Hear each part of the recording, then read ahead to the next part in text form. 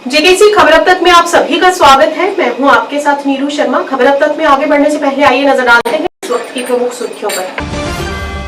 जम्मू कश्मीर के मुख्यमंत्री उमर अब्दुल्ला ने गडकरी से की मुलाकात और जम्मू कश्मीर के लिए प्रमुख विकास परियोजनाओं पर की चर्चा।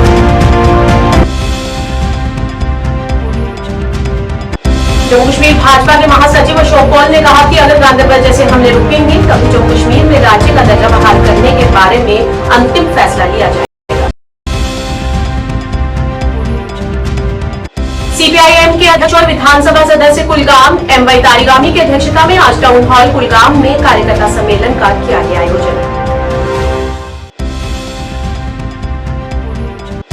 शेरे डुग्गर पंडित प्रेमनाथ डोगरा की जयंती पर आज उनकी सेवाओं को याद करते हुए भाजपा के वरिष्ठ नेताओं द्वारा उन्हें भावभीनी श्रद्धांजलि अर्पित की गई।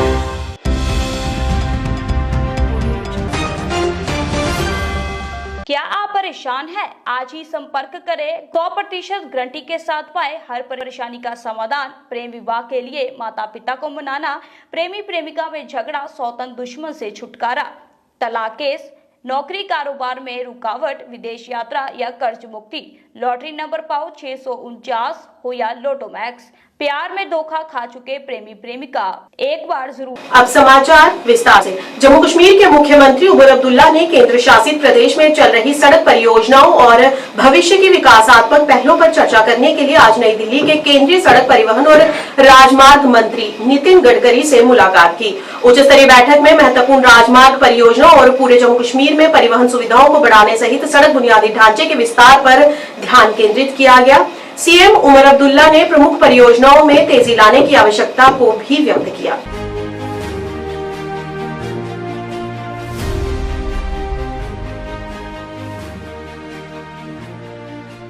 श्रीनगर में पंडित प्रेमनाथ डोगरा को श्रद्धांजलि देने के लिए आयोजित पार्टी समारोह में पत्रकारों से बात करते हुए भाजपा के महासचिव अशोक कौल ने कहा कि प्रधानमंत्री नरेंद्र मोदी और केंद्रीय गृह मंत्री ने जम्मू कश्मीर में उचित समय पर राज्य का दर्जा बहाल करने के बारे में बात की है। अब एजेंसियां और केंद्र ही फैसला लेंगे कि जम्मू कश्मीर का दर्जा बहाल करने की जरूरत है या नहीं। उन्होंने कहा कि अगर गगनगीर जैसे हमले बंद नहीं होंगे तभी राज्य का दर्जा बहाल करने की मांग की जाएगी। उन्होंने कहा शायद गगनगीर में हमले का समय गलत था, अन्यथा सैकड़ों कार्यकर्ता हताहत होते। उन्होंने ये भी कहा कि नेशनल कॉन्फ्रेंस के प्रमुख डॉक्टर फारूक अब्दुल्ला और पीडीपी प्रमुख महबूबा मुफ्ती ने भी घटना की निंदा तो की है लेकिन बेहद सावधानी पूर्वक की है। यूनिट ने भी और हमारे प्राइम मिनिस्टर ने, हमारे गृह मंत्री जी ने इस बात को कहा है, कई बार कहा है कि स्टेटहुड जो है वो अप्रोप्रिएट टाइम पर जम्मू कश्मीर को दी जाएगी। बहुत अच्छी बात है। उन्होंने फर्स्ट कैबिनेट मीटिंग में अपने जो उनका चुनाव मंशूर था उसके मुताबिक उन्होंने रेजोल्यूशन पास किया है, उसको एलजी साहब ने भी मंजूरी दी है। उसको लेकर वो दिल्ली गए हैं। वो कल यूनियन होम मिनिस्टर से मिले हैं, आज रशिया से वापस आ रहे हैं प्रधानमंत्री, शायद उनसे भी मिलेंगे। तो अपनी बात रखेंगे, उनको बात रखने का हक है। उन्होंने अपने मंशूर में इस बात को कहा था, इसलिए हम इसको कोई ऐसा नहीं मानते हैं कि उन्होंने रखा है। बाकी देना न देना ये केंद्र सरकार तय करेगी। यहाँ एजेंसीज हैं, वो एजेंसीज तय करेगी कि ये अप्रोप्रिएट टाइम है क्या देने का। अगर अप्रोप्रिएट टाइम उनको लगेगा तो ज़रूर देंगे, उसमें कोई बात नहीं। किस्से जो रोज़ होते हैं ये नहीं होंगे, अमन बहाली होगी तो फिर ठीक है। अगर ये होता रहेगा, गगनगीर के किस्से होते रहेंगे, अगर गगनगीर में अगर वो थोड़ा टाइम की कैलकुलेशन आगे पीछे नहीं होती तो वहाँ तो सैकड़ों लोगों को मौत के घाट वो उतारते। क्या सर आपको नहीं लगता किसी भी कीमत पर पाकिस्तान से बातचीत करना, ये कोई भी समझदार व्यक्ति, कोई भी समझदार आदमी इस बात के जो आतंकवाद को प्रेषित करता है, जो आतंकवाद यहाँ फैलाता है, उससे बातचीत करने की क्या बात है। हमने कहा कि आतंकवाद छोड़े, बातचीत करेंगे। अभी तो गए थे जयशंकर जी वहाँ, और उन्होंने गए थे वहाँ, मीटिंग थी और उस मीटिंग में वो गए। उन्होंने थोड़ी कहा कि मैं नहीं जाऊँगा, मीटिंग में गए, उन्होंने अपने देश की रिप्रेजेंटेशन वहाँ की है। लेकिन जब तक वो मुल्क आतंकवाद को छोड़ेगा नहीं, आतंकवाद की हरकतें नहीं छोड़ेगा और जो वांटेड टेररिस्ट वहाँ बैठे हुए उनको हिंदुस्तान के हवाले नहीं करेगा, तब तक बात करने का कोई मतलब नहीं है। सलाहुद्दीन को वापस करे वो तो तब बातचीत हो सकती है, नहीं वापस करेगा तो कोई बातचीत करने का मतलब हम नहीं मानते। सीपीआईएम द्वारा कार्यकर्ता सम्मेलन टाउन हॉल कुलगाम में आयोजित किया गया, जिसमें बड़ी संख्या में सीपीआईएम कार्यकर्ताओं ने भाग लिया और कुलगाम के लोगों द्वारा सीपीआईएम के वरिष्ठ नेता और विधायक कुलगाम एमवाई तारिगामी का भव्य स्वागत किया गया। इस मौके पर डीडीसी चेयरपर्सन मोहम्मद अफजल बरे, सीपीआईएम के जिला सचिव मोहम्मद अब्बास समेत पार्टी के अन्य नेता और कार्यकर्ता भी मौजूद रहे। इस मौके पर एमवाई तारिगामी ने लोगों का आभार व्यक्त किया और कहा कि वे कुलगाम के लोगों की समस्याओं और आकांक्षाओं को पूरा करने की पूरी कोशिश करेंगे। और खास तौर पर मैं ये कहूँगा कि जहाँ तक सिक्योरिटी मामला का ताल्लुक है, ये जिम्मेदारी है इलेक्टेड गवर्नमेंट की, इलेक्टेड रिप्रेजेंटेटिव्स की, एडमिनिस्ट्रेशन की। लाजिमन जो भी जरूरी कदम है पहले भी उठाए गए, अब भी उठाने की सलाहियत है इस सरकार में।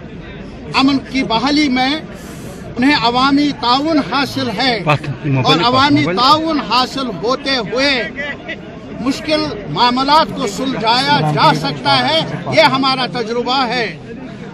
शेरे डुगर पंडित प्रेमनाथ डोगरा की जयंती पर आज भाजपा के वरिष्ठ नेताओं द्वारा उन्हें भावभीनी श्रद्धांजलि अर्पित की गई। इस मौके पर भाजपा द्वारा डोगरा चौक जम्मू में एक कार्यक्रम आयोजन किया गया, जिसमें पंडित प्रेमनाथ डोगरा की प्रतिमा पर फूल मालाएं अर्पित कर उन्हें श्रद्धांजलि दी और उनकी सेवाओं को याद किया गया। इस दौरान भाजपा के कार्यकारी अध्यक्ष सप शर्मा ने कहा कि पंडित प्रेमनाथ डोगरा ने अपना पूरा जीवन जम्मू के कल्याण के लिए समर्पित कर दिया है।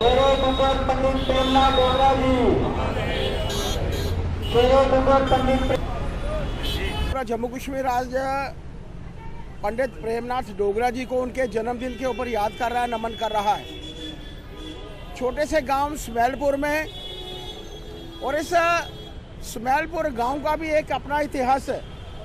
उस महान विभूति ने वहां से जन्म देकर और पूरे जम्मू कश्मीर के लिए जो पूरा कार्य जो था उन्होंने किया, पूरा समय जो था जम्मू कश्मीर को जो है वो समर्पित किया। प्रजा परिषद का आंदोलन, और हम सब जानते हैं कि शेख अब्दुल्ला के विरुद्ध लड़ाई लड़ते हुए वो आंदोलन लड़ा गया, एक विधान एक प्रधान एक निशान की लड़ाई, जिसकी शुरुआत पंडित प्रेमनाथ डोगरा जी ने की थी। हम सब जानते हैं कि 5 अगस्त 2019 के बाद हम सब के सामने वो वातावरण बना, और इस बार का असेंबली चुनाव जो था एक विधान एक प्रधान एक निशान के अंतर्गत लड़ा गया। और हम लोग उस महान विभूति के चरणों में नमन करते हैं, जिसके चलते भारतीय जनता पार्टी ने इस बार चुनाव में इतिहास भी रचा और 26% पूरे जम्मू कश्मीर में मत देकर बता दिया कि उस महान विभूति जिनको चरणों में हम सब नमन करके आज यहाँ पर भारतीय जनता पार्टी की तरफ से एक हवन का कार्यक्रम भी जो था वो आयोजित किया गया था। इस महान विभूति से हम यही प्रेरणा लेकर जाएं, क्योंकि समाज के लिए उन्होंने काम किया। इस दौरान महाविधानसभा सदस्य युद्धवीर सेठी ने भी अपने विचार व्यक्त किए। पंडित प्रेमनाथ डोगरा जी के जन्मदिन पर हम लोग उनको यहाँ पर आज फूल मालाओं के साथ इस पर्व को मनाने सारे भारतीय जनता पार्टी के कार्यकर्ता इकट्ठे हुए हैं। शेरे डुग्गर पंडित प्रेमनाथ डोगरा जी, जिन्होंने संघर्ष लड़ा, जिन्होंने एक संविधान एक निशान और एक प्रधान के लिए संघर्ष लड़ा, जिन्होंने यहाँ जम्मू की इस धरती पर यहाँ डोगरों को एकजुट करके इन्होंने जो संग्राम लड़ा था, आज हम लोग इस खुशी के पल को जी रहे हैं जब नरेंद्र भाई मोदी जी और अमित शाह जी ने एक संविधान एक निशान और एक प्रधान की जो कल्पना थी उसको यहाँ पर पूरा किया। मैं फिर एक बार जम्मू के डोगरों को, जम्मू के लोगों को अपनी तरफ से बधाई देता हूँ कि उन्होंने एकजुट होकर 29 सीटें एमएलए की भारतीय जनता पार्टी को जिताई और आने वाले समय के अंदर आज के दिन हम ये प्रण करते हैं कि हम जम्मू के डोगरों को एकजुट करके अपने जम्मू कश्मीर को आगे लेके जाएंगे। और जिस धरती के ऊपर हमारे जो बुजुर्गों ने, हमारे कार्यकर्ताओं ने बलिदान दिया और इस दिन को हासिल करने के लिए जो बलिदान उन्होंने दिए थे, आज हम इस दिन पे उनको भी याद करते हैं। मैं यही कहते हुए आज फिर एक बार अपने सभी भारतीय जनता पार्टी के कार्यकर्ताओं को जो दूर दराज इलाके में भी बैठे हैं, जिन्होंने संघर्ष किया था, उनको इस पावन पर्व के ऊपर अपनी तरफ से हार्दिक शुभकामनाएं देता हूँ। मूवमेंट कल्की द्वारा गौ माता की सुरक्षा को ध्यान में रखते गाय को राष्ट्रीय माता का दर्जा देने और उनकी अवैध तस्करी के संबंध में सख्त कानून बनाने और नई गौशालाओं का निर्माण करने के उद्देश्य से आज जम्मू के अम्फला चौक पर अपने चौथे दिन ठाकुर अर्जुन सिंह ने अपने आंदोलन को जारी रखते हुए अनशन रखा। उन्होंने कहा कि जब तक सरकार इस विषय पर कोई उचित कदम नहीं उठाएगी और आरोपियों के खिलाफ कड़ी कार्रवाई नहीं की जाएगी तब तक वे इसी तरह के आंदोलन करते रहेंगे और इस मौके पर समाज के लोगों को भी इसमें आगे आने और इस आंदोलन का हिस्सा बनने की अपील की गई।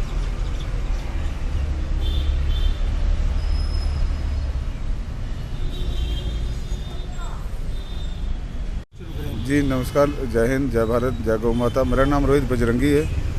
हम मूवमेंट कल्की की तरफ से हम यहाँ पे आज जैसे ठाकुर अर्जुन सिंह जी हैं, इनका आज चौथा दिन है अनशन का। हम चेन हंगर स्ट्राइक में इनकी सपोर्ट में आज मैं अनशन पे बैठा हूँ। देखिए, हम चाहते हैं कि गाय माता के प्रति आए दिन ये जो हालात आपने देखे हैं, जैसे स्वांचना में हुआ, पुलिस पे अटैक किया गया, कभी किसी और जगह, कभी कठुआ में अटैक होता है। हम चाहते हैं कि इसमें कानून में कुछ ऐसी अमेंडमेंट्स हो जिसके तहत इनको सख्त से सख्त जो है पनिशमेंट मिली जाए। और जहाँ पे पुलिस फेल होती है वहाँ पे आप आर्मी सीआरपी को लेके जाएं, इनको खंगालें। देखिए, कुछ लोगों की वजह से अगर जैसे सारे कहते हैं कि सारे लोग गलत नहीं हैं, पर कुछ लोग तो इनके बीच में से ही गलत हैं और जब उन गलत को पकड़ने जाते हैं तब सभी लोग क्यों अटैक कर देते हैं। तो पुलिस अगर फेल होती है तो हम चाहते हैं कि सीआरपी आर्मी के हैंड ओवर कर देना चाहिए और कानून में ऐसे प्रावधान होने चाहिए, जैसे ट्रक का लकड़ी से बड़ा ट्रक अगर पकड़ा जाता है या प्लास्टिक के बैग अगर जिसे प्रतिबंधित जो प्लास्टिक है वो पकड़ा जाता है तो वो गाड़ी सीज होती है तो और वो अंदर ही सड़ जाती है। उसी प्रकार हम चाहते हैं कि गौ तस्करी में शामिल जो वाहन है उस पर ऐसा कानून बनाया जाए कि वो भी उसी दायरे में लाया जाए कि एक बार जो गौ तस्करी में ट्रक जिसका पकड़ा जाएगा तो अगले ट्रक मालिक जो होंगे वो अपने ट्रकों को इस्तेमाल करने से पहले 100 बार सोचेंगे, जिससे ऐसा जो जिसे हम कह सकते हैं कि टकराव वाली बात जो है वो नहीं आएगी। और मूवमेंट कल्की की सीधी बात है, हम चाहते हैं धर्म की स्थापना हो और समाज का एकीकरण हो। और आपके चैनल के माध्यम से सभी उन डेयरी संचालकों को जो अपने आप को गौशाला के बड़े गौशाला के वो मानते हैं, उन डेयरी मालिकों को मैं कहना चाहता हूं कि आप भी आगे आओ, शर्म करो। आपके सामने आज 4 दिन से एक आदमी अनशन पे बैठा है, आपकी तरफ से कोई एक छोटी सी बात जो है वो समाज में नहीं निकली। समाज के आप बहुत बड़े बड़े ठेकेदार बनते हो, आप भी आओ, समाज का साथ दो। ये सामाजिक कार्य है, किसी एक पारिवारिक या व्यक्ति विशेष का कार्य नहीं है। धन्यवाद। ये जो है मूवमेंट चली है, कब तक ये रहेगी? ये इस तरह देखिए, गाय माता की जैसे बचपन में पहले बच्चा माँ का स्तनपान करता है, उसके बाद गाय का दूध पीता है। हम बचपन से गाय को सुनते आए हैं, गाय हमारी माता है, गंगा गीता गौ माता भारत के है भाग्य विधाता।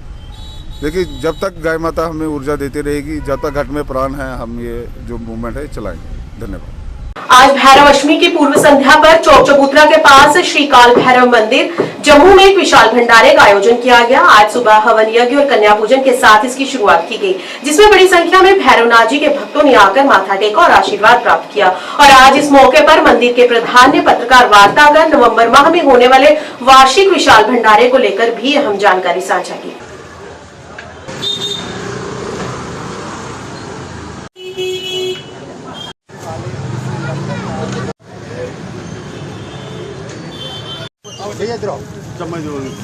वाय नमः।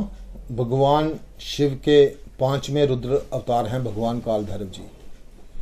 सर्वप्रथम तो मैं आप सभी का धन्यवाद करता हूं जो हर बार भगवान भैरवनाथ जी के भंडारे लोगों के घर घर तक पहुंचाते हैं, उनकी सूचना पहुंचाते हैं। इसके लिए मैं आपके पूरे मीडिया का धन्यवादी हूं। आज श्री काल भैरव अष्टमी है, होई माता अष्टमी है और पुष्प नक्षत्र योग है। उसके उपलक्ष्य पे आज श्री काल भैरव मंदिर में प्रातः पूजा अर्चना की गई, उसके बाद हवन किया गया, कन्या पूजन की गई, ब्राह्मण पूजन किया गया, फिर भंडारे का आयोजन किया गया। भंडारा अभी चल रहा है। भगवान काल भैरव जी की कृपा सब पर बनी रहे और हमारे जम्मू कश्मीर में हमेशा शांति बनी रहे, इस उपलक्ष्य पर यहाँ पे पूजा अर्चना हम हर रोज़ करते हैं। आज का मेन विषय एक तो ये था, दूसरा मंदिर के जितने सेवादार हैं उनको आज बुलाया गया है क्योंकि आने वाले नवंबर में जो हमारा वार्षिक विशाल भंडारा होता है जो कि पूरा जम्मू जानता है कि भैरव मंदिर में बहुत ही विशाल भव्य भंडारा लगता है। तो उसके बारे में इनको सभी को ड्यूटीज़ सौंपनी थी, वो ड्यूटीज़ आज इनको दी गई हैं प्रातः। तो उसी के लिए एक प्रेस कॉन्फ्रेंस रखी थी कि लोगों के घर तक ये मैसेज पहुंच जाए। 12 नवंबर से यहाँ पे प्रोग्राम्स शुरू हो जाएंगे, 24 नवंबर तक चलेंगे, जिसमें बाइकर्स रैली होगी, जागरण होगा, ब्राह्मण पूजन होगा, प्रभात फेरी का भी प्रोग्राम बना हुआ है इस बार। और उसके बाद मेल होगी, 52 बिरादरियों की यहाँ पे मेल लगती है। दूर दूर से लोग इस मेल में हिस्सा लेते हैं जिनके ये कुल देवता हैं। और जिनको भी कोई ग्रह पीड़ित करता है तो वो 23 नवंबर को आके उस दिन काल भैरव जी जयंती है, उस दिन यहाँ आकर दीपक जगाते हैं और भगवान काल भैरव जी से मन की मुराद पूरी करवाते हैं। मीरवाइज उमर फारूक ने आज एक कार्यक्रम के दौरान कहा कि इस्लामी शिक्षाओं के अनुसार निर्दोष लोगों की हत्या दंडनीय है और हमने हमेशा ऐसे कार्यों की निंदा की है। यहाँ रोजी रोटी के लिए आने वालों को निशाना बनाना बेहद दुखद है, जिसकी उन्होंने कड़े शब्दों में निंदा की और सरकार से अपील करते हुए मुख्य आरोपियों को धर पकड़ने की गुहार लगाई।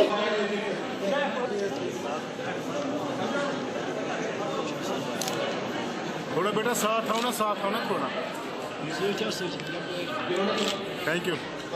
बरसों भी जो है वो हमने इस पर अफसोस का इज़हार किया है। और ख़ासकर इस्लामी तालीमात के तनाजुर में अगर हम बात करें, किसी भी जो है बेगुनाह का कत्ल जो है वो काबिल मज़म्मत है।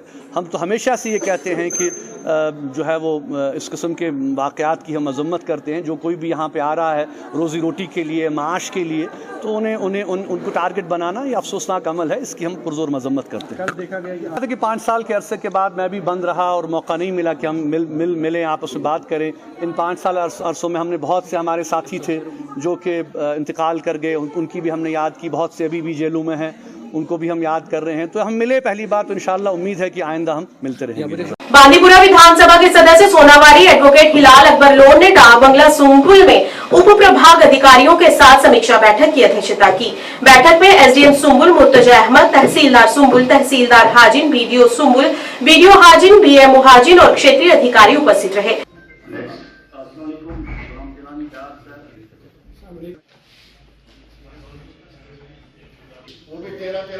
मीटिंग है इन ऑफिसर्स के साथ। यहाँ एसडीएम साहब भी खड़े हैं। ऑफिसर्स ने बड़ा कोऑपरेट किया। इन्होंने मुझे ब्रीफ किया कौन कौन सी स्कीम्स हैं। मैंने इनको बताया कि हमें इनका ताउन चाहिए। जहाँ पे इनको मेरी ज़रूरत पड़ेगी मैं इनको ताउन दूँगा, जहाँ पे मुझे इनकी ज़रूरत पड़ेगी हमें मिलजुल कर काम करना है। जिस मकसद के लिए हमने मीटिंग बुलाई वो मकसद ये है कि गरीब आवाम को फ़ायदा पहुँचना चाहिए। हर उस स्कीम का, हर उस डिपार्टमेंट का जिसके लिए ये बने हैं करके ना।